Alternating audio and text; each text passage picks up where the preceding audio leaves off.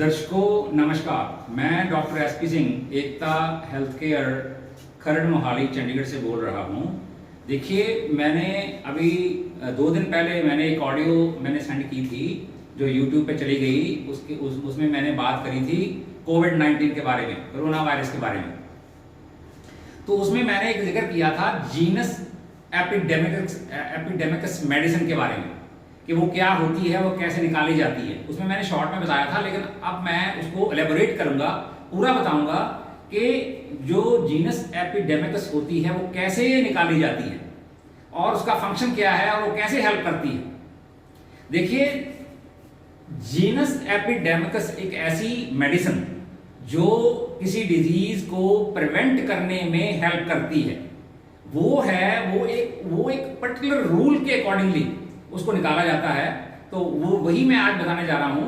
पहले तो आप ये समझें कि ये बीमारी है क्या, कि पेंडेमिक क्या होती है। पेंडेमिक किसको बोलते हैं? पेंडेमिक बोलते हैं जब कोई बीमारी जो है वो एक बहुत बड़े कंट्री में फैल जाए या सारी दुनिया में फैल जाए, तो उसको बोलते हैं कि ये बीमारी जो है ये पेंडेमिक है। चलो, अब आते हैं कि ये बीमारी जो है, कोरोना वायरस जो है, ये एक फ्लू टाइप बीमारी है। इसमें क्या होता है, देखिए इसमें ये सिम्टम्स हैं। देखिए ये सिम्टम्स मैंने लिखे हैं कि उसमें फीवर हो सकता है, उसमें नाक से पानी आ सकता है, उसमें आंखों से पानी आ सकता है, आंखों में रेडनेस हो सकती है, नाक में जलन हो सकती है और हेडेक हो सकता है, छींकें आ सकती हैं और चिलीनेस, पेशेंट को सर्दी लगती है, उसमें बॉडी एक हो सकता है कि उसकी सारी बॉडी जो पेन करती है, बहुत सीवियर बॉडी एक होता है और बेचैनी होती है और गले में दर्द होने लगती है और उसमें पसीना आएगा या थोड़ा आएगा या बहुत ज्यादा आएगा। तो ये सिम्टम्स जो हैं, ऐसे ही सिम्टम्स जो हैं आपको मिलने वाले हैं कोरोना वायरस के पेशेंट में भी। तो देखिए, हमने ये 10 सिम्टम्स लिए हैं। तो हमने क्या किया, एक ग्रुप ऑफ सिम्टम्स, 25 पेशेंट का हमने एक ग्रुप सिलेक्ट कर लिया जो कोरोना वायरस से पीड़ित है। तो हमने क्या किया, उनमें वो 25 पेशेंट जो हैं उनके हमने सिम्टम्स नोट डाउन किए। तो अब आपको क्या हुआ कि 25 जो पेशेंट हैं उनमें किसी में फीवर मिलेगा, नाक से पानी मिलेगा, सिर दर्द मिलेगा, स्नीजिंग मिलेगी, या उसमें स्वेटिंग होगी या बेचैनी होगी। अब किसी में आपको मिलेंगे 6 सिम्टम, किसी में आपको मिलेंगे 8 सिम्टम, किसी में आपको मिलेंगे 6 सिम्टम।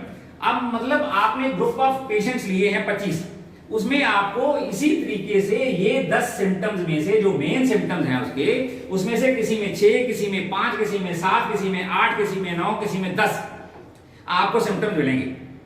अब आपने देख लिया कि 25 पेशेंट में ऐसे ही सिम्टम्स हैं कि यही 10 सिम्टम्स हैं, वेरी करते हैं, किसी में 5 हैं, किसी में 6 हैं, किसी में 8 हैं, किसी में 9 हैं, किसी में 10 हैं।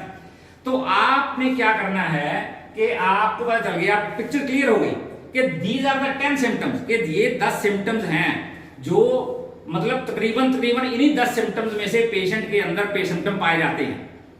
तो हमने क्या किया, इन 10 सिम्टम्स को हम ले लिया और अब हमने 10 सिम्टम्स को लेके हमने मेडिसिन जो है सिलेक्ट करनी है। वो बड़ा आसान तरीका है। होम्योपैथी में रेपेटाइजेशन की जाती है। रेपेटाइजेशन का मतलब होता है कि हमारे एक रेपेटरी बुक है, बिल्कुल डिक्शनरी की तरह है, उसमें ये सारे सिम्टम्स दिए गए हैं और उनके आगे मेडिसिन दी गई है।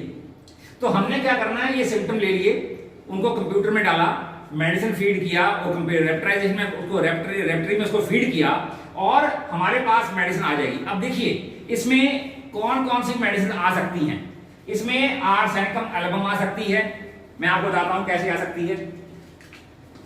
इसमें आ सकती है आर्सेनिक एल्बम, इसमें आ सकती है यूपेटोरियम,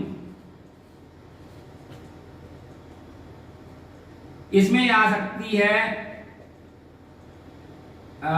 यूफ्रेशिया, और मेडिसिन भी आ सकती हैं। एक एलियम सीपा नाम की मेडिसिन है, एलियम सीपा भी आ सकती है और भी आ सकती हैं, मतलब लेकिन मेन मेडिसिन यही हैं। और कौन सी आ सकती है, इसमें जलसीमियम आ सकती है। तो हमने क्या करना है कि हमने देखना है कि ये मेडिसिन जो आती हैं उसमें ग्रुप ऑफ मेडिसिन आपके सामने आ गया।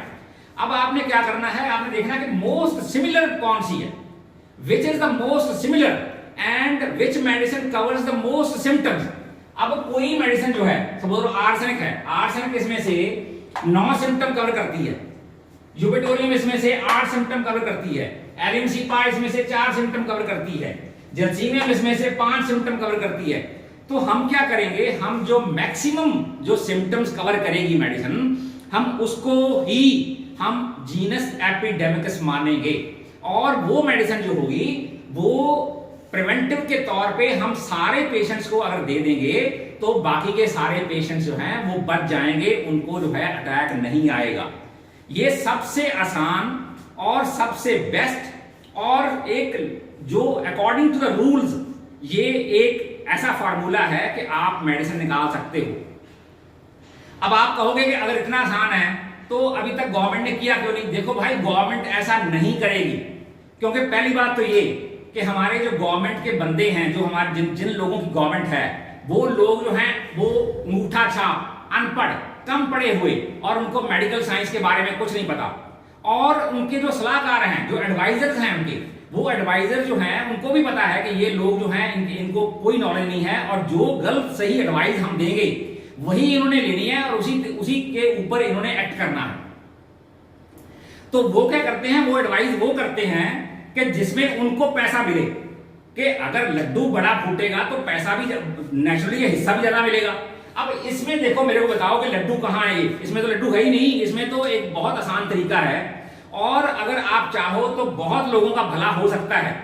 देखो, मैं नहीं बोला आज तक, मैं इसीलिए नहीं बोला, मैंने अपने हमारा एक ग्रुप है डॉक्टर्स का, उसमें एक मैसेज आया था कि हमें जी हेल्थ मिनिस्ट्री को बोलना चाहिए कि हम हेल्प कर सकते हैं, हम ऐसा कर सकते हैं। मैंने उनको बोला कि भाई अपने हाथ मत जलाओ, आप अपने हाथ जला लोगे, क्योंकि आपको कोई क्रेडिट नहीं मिलेगा, और बजाय क्रेडिट को आपको डिसक्रेडिट मिलेगा, आपको ट्रोल किया जाएगा, आपकी बदनामी की जाएगी, क्योंकि उन्होंने सही रास्ता तो उन्होंने अपनाना ही नहीं। सही रास्ता वो कभी नहीं लेते, वो हमेशा वो रास्ता अख्तियार करते हैं जिसमें बहुत सारा पैसा आए, और बहुत सारा पैसा उनकी पॉकेट में आए, बहुत सारा पैसा कंपनियों को जाए। तो मतलब ये है कि देखो, होम्योपैथिक सिस्टम जो है वो मैं हमेशा बोलता हूं कि जो अगर कोई इस प्लेनेट पे अगर कोई साइंटिफिक सिस्टम अगर है तो वो सिर्फ होम्योपैथिक सिस्टम है, क्योंकि उसमें एक पर्टिकुलर एक साइंस इन्वॉल्व है, उसमें रूल्स इन्वॉल्व हैं, उसमें पर्टिकुलर रूल्स ले किए गए हैं, कोई भी चीज जो है अनरूल्ड नहीं है। तो इसलिए अगर आपको जीनस एपिडेमिकस निकालनी है तो ये सबसे सही तरीका है, लेकिन ऐसा कोई करने नहीं देगा। ये हमारी जो कंट्री की जो है ये बहुत ही, मैं इसको बोलता हूं कि बहुत जो अनफॉर्चुनेट जो एक कंडीशन है।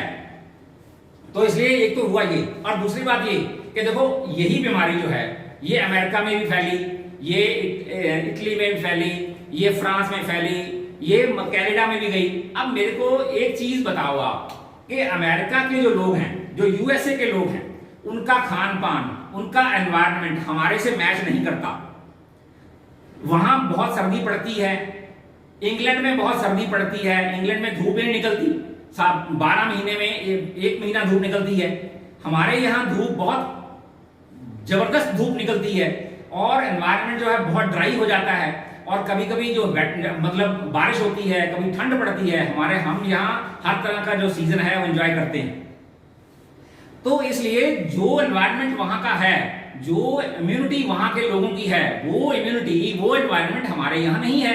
हमारा एनवायरनमेंट बिल्कुल अलग है, हमारी इम्यूनिटी उनसे मैच नहीं करती।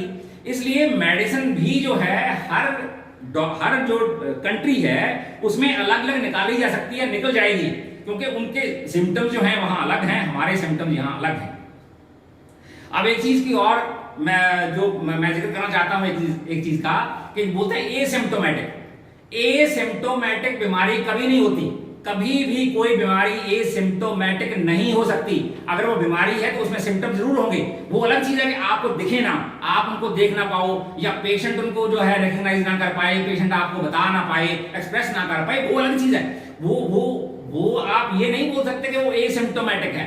एसिम्प्टोमेटिक बीमारी नहीं हो सकती, क्योंकि अगर वो बीमारी है तो उसके सिम्टम्स डेफिनेटली होंगे, थोड़े हों, ज्यादा हों, कम हों, ना हो, मतलब ना होने का मतलब है वो दिखाई ना दें आपको, लेकिन ये नहीं कि सिम्टम्स है नहीं, सिम्टम्स डेफिनेटली होंगे। तो ये हुई इसके बारे में बात। तो इसलिए मैंने बात आपको एक्सप्लेन करी है कि ये बहुत आसान मेथड है, कोई भी होम्योपैथ डॉक्टर जिसको समझ है वो ये कर सकता है और वो बड़े आराम से कर लेगा। लेकिन एक तो हमारे जो होम्योपैथ डॉक्टर हैं वो ईमानदारी से काम नहीं करते, मैं साफ बोलता हूं, क्योंकि वो इतनी मेहनत नहीं करते, ना वो मेहनत करना चाहते हैं, क्योंकि उनको पता है कि अब आजकल तो 120 किस्म तो पेटेंट मार्केट में अवेलेबल हैं। वो पेटेंट जो है वो कभी भी होम्योपैथी का हिस्सा नहीं हो सकते, और वो पेटेंट जो बनाए गए हैं वो सिर्फ बिजनेस पॉइंट ऑफ व्यू को सामने रख के बनाए गए हैं, लोगों को ठगने के लिए बनाए गए हैं। और उनको पता है कि 130 करोड़ की आबादी, अगर वो 130 करोड़ की आबादी में से 1 लाख बंदा भी रोज हमारे पेटेंट खरीदे तो हमारे तो वारे न्यारे हो गए। लेकिन पेशेंट के पल्ले क्या पड़ा? कुछ नहीं पड़ा।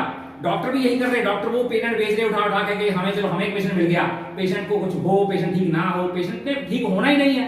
मेरा पर्सनल एक्सपीरियंस ये है कि कभी भी वो पेटेंट जो है वो काम नहीं करते, वो पेटेंट जो है बिल्कुल फ्रॉड हैं, और वो पेटेंट सिर्फ बिजनेस पॉइंट ऑफ व्यू से बनाए गए हैं और वो पेशेंट के वेलफेयर के लिए नहीं है। तो ये हुआ आज का जो मेरा टॉपिक था, genus epidemicus. It can be found, it can be very helpful. So इस तरीके से जो आर्सेनिक की का जिक्र हो रहा था वो इसी कारण हो रहा था कि कहीं ना कहीं उन्होंने देखा होगा, कोई 2-4 सिम्टम मिल गए होंगे।